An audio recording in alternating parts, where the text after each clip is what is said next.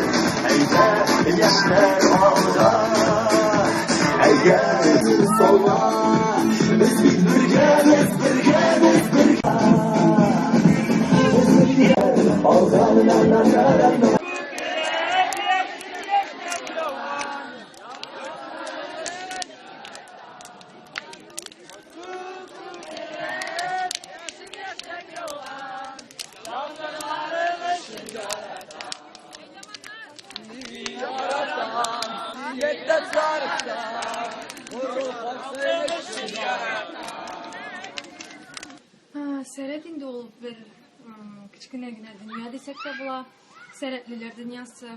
Мен мында күңел ачырга гына түгел, бирге җырларга да һәм яңа дуслар табарга килдем. Һәм әлбәттә моңа ирештем. Бик күп яңа дуслар таптым. Нинди генә кешеләр белән танышмадым. Шулай сәбәтен. Монда бик күңелле. Һәм монда килгәнемә үкенмим. Инде 2нче елымны киләм. 2нче елга да мин әйдәман булып барасым килә. Тагын да үсәсем килә. Мен тоже тренингларга жүрдім. Мен тренинг мастер общениега йөрдек без. Анда кеше каршында инде без катнаштык, кеше каршында выступать иттек һәм анда бит әле ялмыйча чыгарга кирәк. Нәрсә дип әйтәм?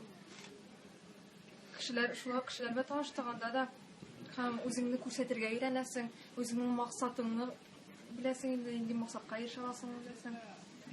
Мен йөрдем мастер-класс личной эффективности. Әлеге тренингта безгә бик күп файдалы дип беләм. Чөнки, мәсәлән, кичә генә дә әлеге тренингта без бер-беребез алдында оялмыйча ачылып, үзебез турында сөйләргә һәм үзебезнең кем икәнлегебезне башкаларга да җиткерергә, аны оялмыйча әйтә белергә өйрәнәбез әлеге мастер-классларда. Һәм бик күп шулай ук кая гына булсак та үзебезнең сәләтебезне күрсәтә белергә һәм үзебезнең куйган максатларыбызга ирешә белергә өйрәнүдә әлеге мастер-класслар минемчә иң әйбәт метод дип саныйм.